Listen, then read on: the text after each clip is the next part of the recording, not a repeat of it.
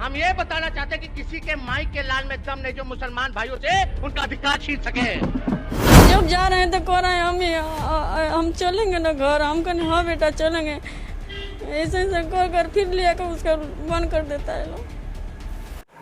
तेजस्वी यादव का मुसलमानों के लिए दहाड़ता वीडियो आप लोगों ने पहले कई बार देखा होगा और आज फिर मैं आपको दिखा रहा हूं किस तरह से सदन में तेजस्वी यादव मुसलमानों के लिए दहाड़ रहे हैं, कह रहे हैं कि कोई माई का लाल नहीं है जो मुसलमानों से उनका अधिकार छीन ले। ये वीडियो तब का है जब तेजस्वी यादव विपक्ष में हुआ करते थे और आज तेजस्वी यादव सरकार में है, सरकार के उप मुख्यमंत्री हैं और इस दौर में बिहार में एक माँ से उसका 8 साल का मासूम बच्चा छीन लिया गया है। तो क्या ये मान लें कि तेजस्वी यादव विपक्ष में रहेंगे तो ही फिर जो है जोर शोर से आवाज उठाएंगे? आज वो सत्ता में है तो वो कुछ नहीं करेंगे, कुछ नहीं बोलेंगे। जिस तरह सिवान के बड़हरिया में हिंसा हुई और हिंसा का हिस्सा मानकर वहां की पुलिस ने महज 8 साल के मासूम रिजवान को गिरफ्तार कर लिया और आज कई दिनों से रिजवान पुलिस के गिरफ्त में है। मैं पूछना चाहता हूं तेजस्वी यादव को कि क्या आप विपक्ष में रहेंगे तो ही कस के बोलेंगे? क्या आप विपक्ष में रहेंगे तभी मुसलमानों की आवाज बनेंगे? कि आप सरकार में हैं तो क्या आप मुसलमानों के हक की आवाज नहीं बनेंगे? आप सरकार में हैं तो क्या मुसलमानों पर कोई जुल्म होगा तो आप चुप रहेंगे? ये उम्मीद बिहार के मुसलमान या बिहार के मासूम लोग आपसे नहीं करते हैं। उम्मीद आपसे यही की जा रही थी कि जब सरकार बदलेगी तो बिहार की सूरत बदलेगी, लेकिन सरकार तो बदल गई लेकिन बिहार की सूरत बदलती नहीं नजर आ रही है। जिस तरह से 8 साल का मासूम बच्चा उसे पुलिस ने अपनी गिरफ्त में रखा हुआ है और ये माँ रो रही है, बिलख रही है और गुहार लगा रही है कि उसका बच्चा उसे दे दिया जाए, लेकिन उसकी बात सुनने को कोई तैयार नहीं है, कोई सुनने वाला नहीं है। दोस्तों, इस मामले पर NSUI के नेता अजदत सानू लिखते हैं कि बिहार के सिवान की घटना में 8 वर्षीय रिजवान को पुलिस उठा ले गई।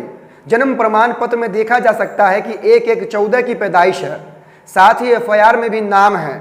तो ये एक सोची समझी साजिश है। अतः इस रिजवान के लिए पुरजोर आवाज बुलंद करें। समझिए, जन्म प्रमाण पत्र में साफ देखा जा सकता है कि रिजवान की उम्र महज 8 वर्ष है। के ADG ने प्रेस कॉन्फ्रेंस करके कहा है कि मीडिया जो खबर चला रही है वो गलत है। रिजवान की उम्र 13 साल है, लेकिन हम मानेंगे कैसे जब जन्म प्रमाण पत्र बता रहा है कि वो 8 साल का है? तो ADG साहब जो कह रहे हैं कि वो 13 साल का है, तो हम कैसे मान ले? क्या प्रमाण है कि वो 13 साल का है? उस बच्चे को क्या मालूम है? उस बच्चे की मां कह रही है कि वो बच्चा 8 साल का है, जन्म प्रमाण पत्र कह रहा है कि वो बच्चा 8 साल का है, तो ADG साहब कैसे कह रहे हैं कि वो 13 साल का है? दोस्तों, इस पर सिबगतुल्लाह अशरफ लिखते हैं कि 8 वर्षीय रिजवान की गिरफ्तारी पर ADG बिहार का कहना है कि उसकी उम्र 13 साल से ज्यादा है, जबकि उसकी मां ने आधार कार्ड के हिसाब से रिजवान की उम्र 8 साल बताई है। नमाज पढ़ने गए अपने दादा के साथ रिजवान को पकड़ने के बजाय भगवा दंगाइयों को क्यों नहीं पकड़ते हैं साहब? बताइए, 75 साल के बुजुर्ग को इस मामले में गिरफ्तार कर लिया जाता है, 8 साल के मासूम रिजवान को गिरफ्तार कर लिया जाता है, लेकिन वीडियो फुटेज में जो साफ दंगाई दिखाई पड़ रहे हैं, उन दंगाइयों की गिरफ्तारी क्यों नहीं हो रही है? उन पे कार्रवाई क्यों नहीं हो रही है? जिस तरह से मुसलमानों के घरों पर तोड़ फोड़ किए जा रहे हैं, मोटरसाइकिलों को थकूचा जा रहा है, क्षतिग्रस्त किया जा रहा है, ईंटें रोड़ेबाजी किए जा रहे हैं, साफ तौर पर देखा जा सकता है उस दंगाइयों को। तो उस पर कब कार्रवाई होगी? ADG साहब जरा ये बताइए। आपने 8 साल के मासूम बच्चे रिजवान की उम्र को 13 साल बता दिया, जबकि उसकी मां आधार कार्ड के मुताबिक कहती है कि वो 8 साल का है और उसके अलावा जन्म प्रमाण पत्र ये कहता है कि रिजवान 8 साल का है। तो कैसे आपकी पुलिस ने उसको गिरफ्तार कर लिया एक हिंसा का हिस्सा बताकर?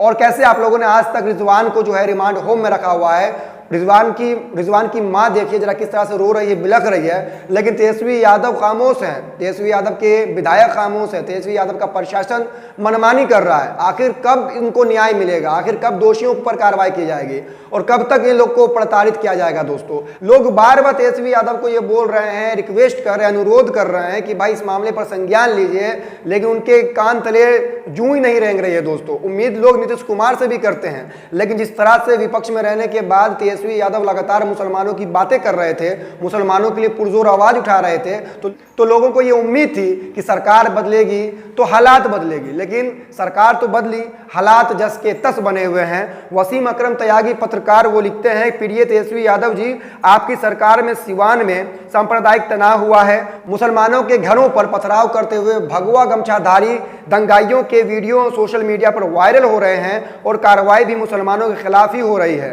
8 साल का बच्चा पुलिस के गिरफ्त में है, आप संज्ञान लीजिए। लगातार तेजस्वी यादव से लोग रिक्वेस्ट कर रहे हैं, अनुरोध कर रहे हैं दोस्तों, लेकिन तेजस्वी यादव पता नहीं क्या कर रहे हैं। आप तो वो ये भी नहीं कह सकते हैं कि पुलिस हमारी नहीं है, प्रशासन हमारा नहीं है। कि कम से कम इंसाफ हो सके, वहां जो भी दोषी हैं उनको सजा मिले। इस मासूम बच्चे ने क्या किया, इस मासूम बच्चे ने क्या बिगाड़ा है और ये मासूम बच्चा पुलिस को क्या बता सकता है, क्या जानकारियां दे सकता है? क्या 8 साल का मासूम बच्चा किसी हिंसा का हिस्सा बन सकता है क्या? ये अपने आप में बहुत बड़ा सवाल है दोस्तों। असदुद्दीन ओवैसी लिखते हैं कि 8 साल के रिजवान और 70 साल के यासीन कैद हैं। लालू प्रसाद यादव ने 1990 में अडानी को गिरफ्तार कर गेस्ट हाउस भेजा था। इस एहसान को चुकाने भला मुसलमानों को कितने नस्लों की कुर्बानी देनी होगी? लालू के लाल एहसान जताते जताते मंत्री बन गए, लेकिन हमारे बच्चे और बुजुर्ग जेल जा रहे हैं दोस्तों। तो इस तरह से कटाक्ष भी किया जा रहा है, रिक्वेस्ट भी किया जा रहा है और बार बार लगातार ट्विटर पर ट्रेंड चलाया जा रहा है रिलीज रिजवान को लेकर। लेकिन पुलिस प्रशासन क्या बयान दे रही है? पुलिस प्रशासन कह रही है कि रिजवान 13 साल का है। रिजवान बता रहा है कि वो 13 साल का है। अरे भाई, रिजवान की मां बता रही है आधार कार्ड के मुताबिक रिजवान 8 साल का है। रिजवान का बर्थ सर्टिफिकेट बता रहा है कि वो 8 साल का है। तो किस आधार पर पुलिस जो है रिजवान को 13 साल की बता रही है? दूसरी बात ये कि रिजवान से पुलिस क्या चाहती है? क्या रिजवान 8 साल का बच्चा वो किसी हिंसा का हिस्सा बन सकता है? क्यों नहीं रिजवान को रिलीज किया जा रहा है? क्यों नहीं रिजवान को उसकी मां को सौंपा जा रहा है? रिजवान की मां का रो रो कर बुरा हाल है, लेकिन पुलिस और प्रशासन, सरकार सब मौन बैठी हुई है। दूसरी बात ये कि विपक्ष के लोग भी शांत हैं। बीजेपी लगातार जो है मुसलमानों पर कार्रवाई करने की मांग कर रही है। उधर जिनसे मुसलमानों को उम्मीद है वो चुप बैठे हुए हैं। तो आखिर बिहार के मुसलमान अब जाएं तो जाएं कहां और बताएं तो बताएं किसे अपनी परेशानियां दोस्तों।